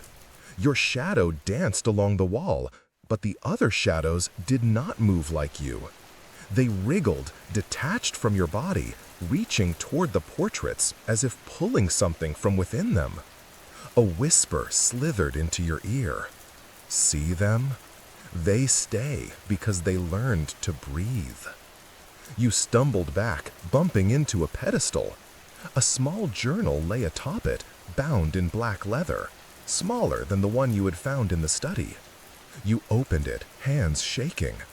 The pages were filled with sketches, stick figures, children, and distorted faces, their eyes hollow, mouths open in silent screams. Words scrawled between the drawings. The house wants you. It keeps you moving. It keeps you alive. But only if you follow. A breeze passed through the room. The curtains swirled, even though the windows were closed. And then the largest portrait shifted. The man's head tilted, his lips moving in a silent laugh. You couldn't look away. Your reflection in the nearest mirror no longer matched your movements. Every motion you made, your mirrored self did slightly later, and the shadow behind you stretched even longer, curling toward the floor as if reaching for something unseen. The air thickened, your lungs aching as if each breath were filtered through the walls themselves. You felt dizzy, your knees weak, and then a sound that made your blood run cold. A soft, dragging step from behind the portraits, slow and deliberate. Something inside the wall had moved, shifting closer, unseen yet fully present. The house exhaled, deep and satisfied, filling the room with a weight that pressed into your chest. You realized with horror, the portraits were not just watching you, they were learning you. And one day, if you stayed too long, they would leave the frames and step into the hall. Chapter 10. The Attic. The attic staircase creaked under your weight, each step protesting in long, drawn-out groans. You had avoided this space until now, convinced that the shadows, whispers, and portraits were enough. But curiosity, or perhaps a deeper compulsion, drove you upward. The attic door was narrow and low, its hinges rusted with age. When you pushed it open, the air hit you like a wall, cold, dusty, and thick with the smell of aged wood and something sweeter, almost rotting. The flashlight beam cut through the gloom, revealing a cramped space filled with trunks, broken furniture, and piles of forgotten belongings. Toys were scattered across the floor, wooden soldiers with chipped paint, dolls missing eyes, small wagons with wheels frozen by rust. They were arranged as if waiting for someone to return, frozen mid-play. A faint sound reached your ears, the patter of small feet, soft and uneven, moving just beyond the light. You froze, heart hammering. "Hello?" you whispered, voice cracking. No answer, only the scratching of tiny claws against the wooden floor, echoing in the low ceiling. The flashlight beam trembled as it swept across the room. Shadows coalesced into shapes, crouched and crawling, moving just at the edge of perception. Something small darted across the beams. A child? A doll?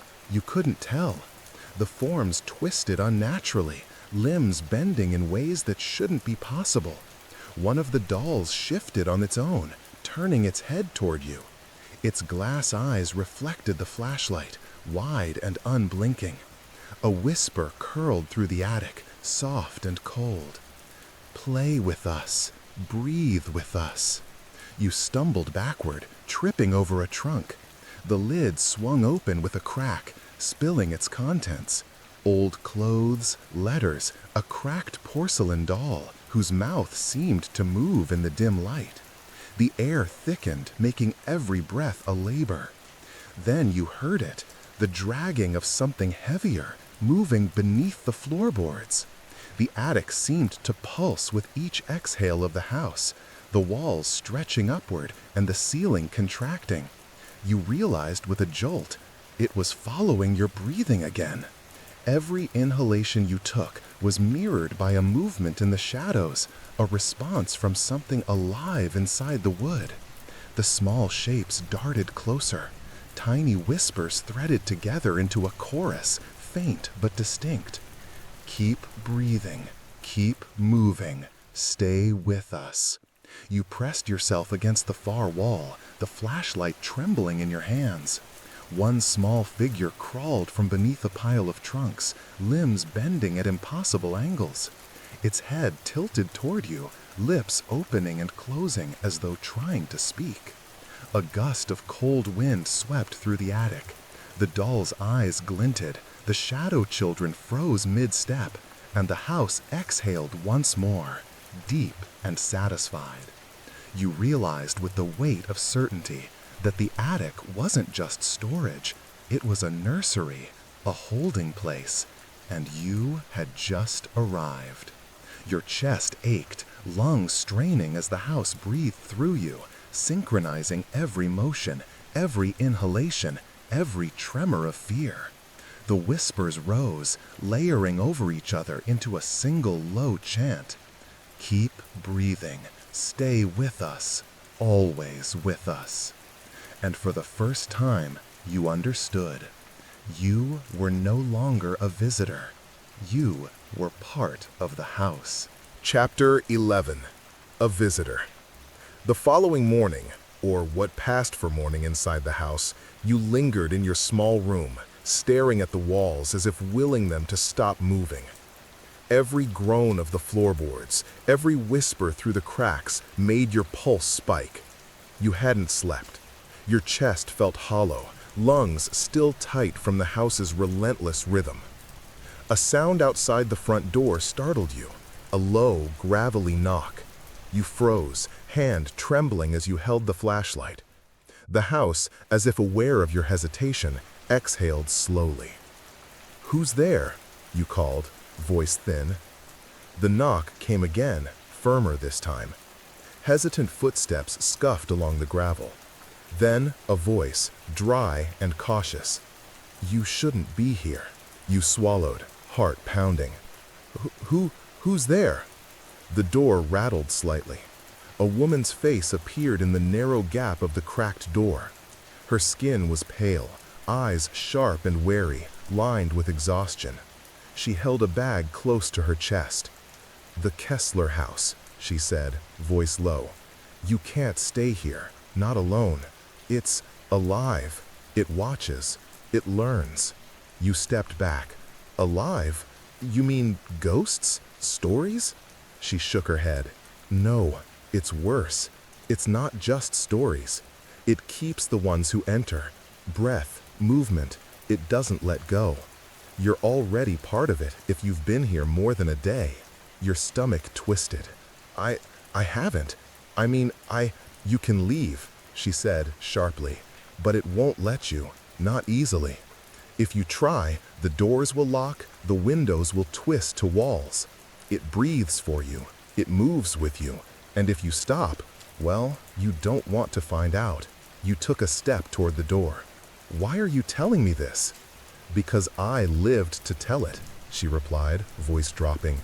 "Years ago. I thought I could ignore it, cheat it, sneak away. The house doesn't forgive mistakes.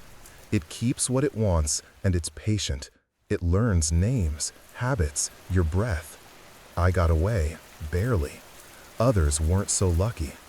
Her gaze was unyielding. "If you leave, don't look back. Don't try to move faster than the house allows, and don't sleep here.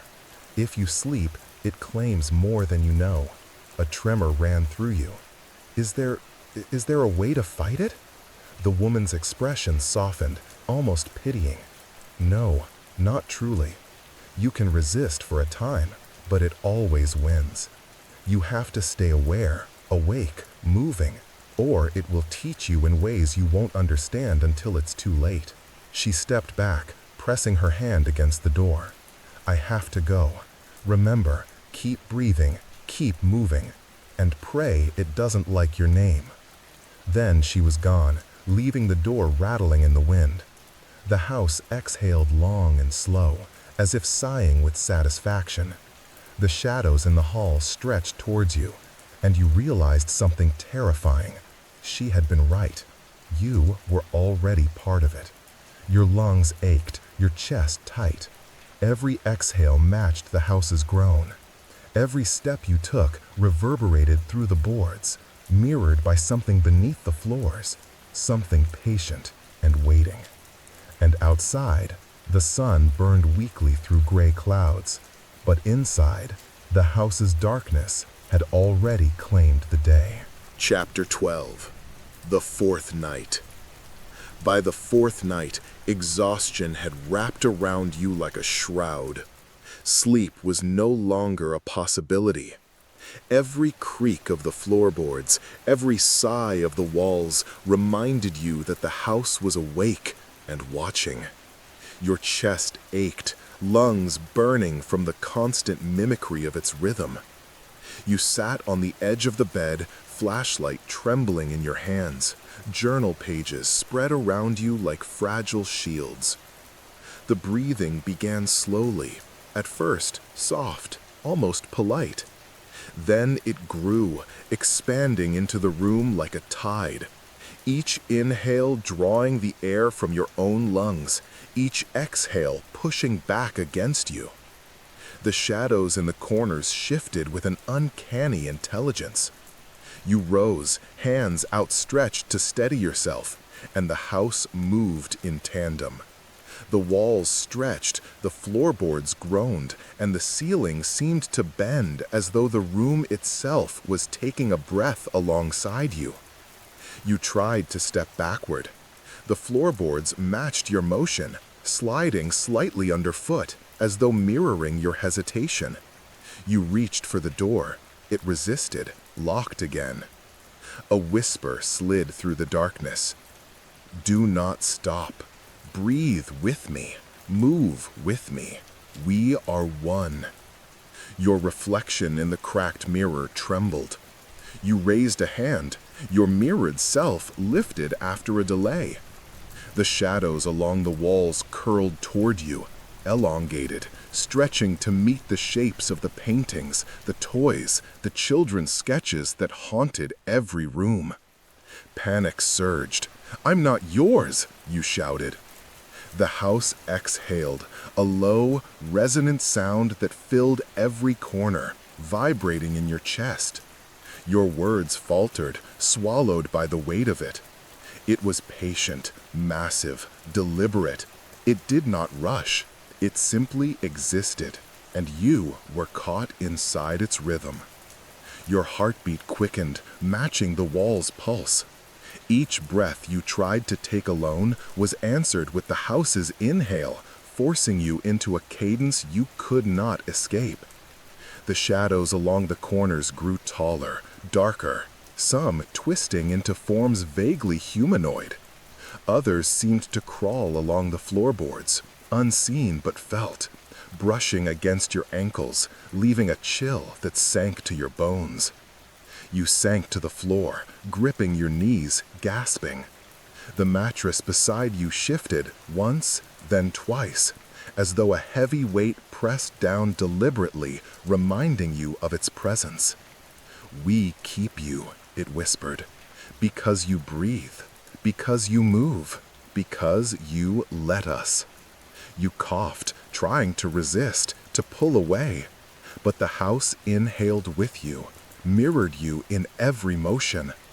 Every trembling step, every shallow breath, every faltering movement, it was echoed, magnified, and absorbed. Hours passed like minutes.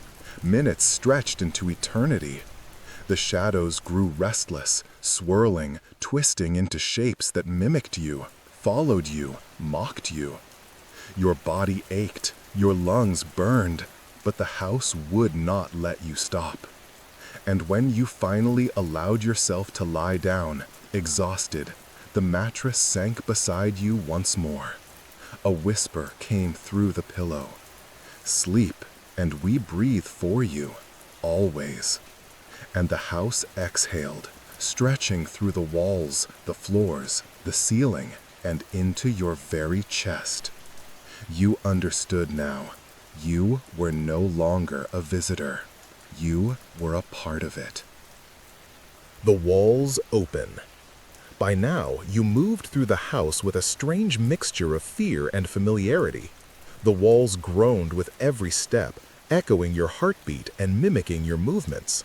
But as the fourth night deepened, you noticed something new.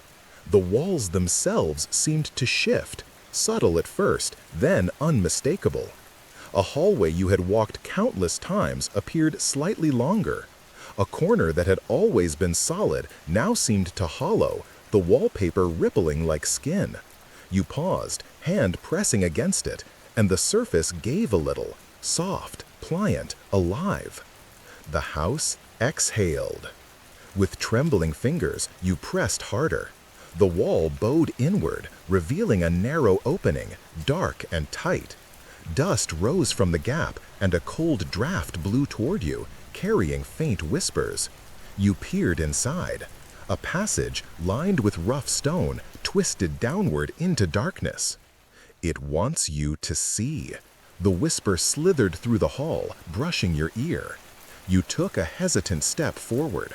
The passage smelled of damp earth, rust, and something else, something metallic.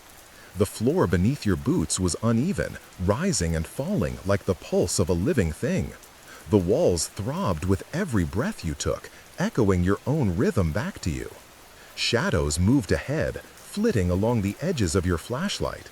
Shapes too long, too dark, too fluid to be human. They stretched toward the passage, then recoiled when you approached. One seemed to linger, watching, almost curious. The farther you went, the stronger the sensation became. The house itself was alive beneath the surface. You pressed your palm against the stone, feeling faint vibrations. Something vast slivered just beneath your touch, unseen yet undeniable. At the end of the passage, a heavy wooden door appeared, blackened with age. Symbols, twisted and indecipherable, were carved deep into the surface. The whisper came again. "Beyond here is what feeds me." Your hand shook as you lifted the latch. The door opened slowly, revealing a cavernous space below the house. Roots, pipes, and tangled wood crisscrossed the walls. Faint, pulsing lights glimmered in the dark, like veins of some colossal organism. The air was thick and heavy, vibrating with every inhale and exhale you took. In the center of the chamber, a pit yawned, dark and deep. Something moved within it, a shadow too large to define, writhing, stretching, and undulating as if alive. Whispers rose from the pit, layering together into a chorus. Breathe, move, live, or join us. Your stomach churned. Every instinct screamed to turn back, to run, but your chest tightened. You realized with sickening clarity, the house did not just breathe for you, it fed on you. Every movement, every breath, every fear was fuel. And if you stopped, even for a moment, the walls themselves would claim you. The whisper curled around your ears once more. Come closer. See what keeps us alive. See what keeps you breathing. The house exhaled, long and low, filling the chamber and your very lungs with its presence. Chapter 14. The Bargain. The pit at the center of the hidden chamber pulsed with a strange, living rhythm. The house exhaled around you, a sound so deep it vibrated through the stone walls and into your chest. You wanted to flee, but your legs were led, your lungs tethered to the rhythm of the walls. Then it spoke, not a whisper, not a breath, but words full and deliberate, echoing from every corner, every creak, every shadow. You are mine. You have been mine since the day you arrived. You breathe, I keep you. You move, I follow. And now, you may choose. You stumbled backward, flashlight trembling. Choose what? Life, the house replied, or freedom. But freedom comes with cost. A chill ran down your spine. What cost? To leave is to give up your breath. To stop is to join us. To stay is to survive, but only as part of me. I offer safety, but it is not the life you knew. Do you understand? You swallowed, heart hammering. The shadows along the walls began to stretch taller, moving independently, curling toward the pit as though drawn to something living. Shapes writhed there, indistinct but alive, faces hidden in darkness. Stay, the house murmured again, and I will keep your breath steady. I will not let it falter. You will move, you will live, but always with me. Leave, and the doors will close, the floors will twist, the walls will consume. The choice was impossible. Every instinct in your body screamed to flee, to run far from the house, far from its exhalations and shadows. Yet even imagining leaving filled your lungs with a phantom weight, a sense of being torn from yourself, unmade. You took a tentative step closer to the pit. The shadows recoiled slightly, then circled you, brushing against your legs, rising like smoke toward your face. You coughed, lungs burning, and felt the rhythm of the house settle in your chest again. Decide, it whispered, or be decided for. For a moment, clarity struck. You could stay, synchronize fully, breathe safely within its walls, but you would no longer be free. Every movement, every thought, every breath would be mirrored, guided, owned. But you would survive. Or you could run, risk everything, fight against the rhythm, gamble that your lungs and limbs could escape a house that had already learned your name. Your chest heaved, sweat stung your eyes.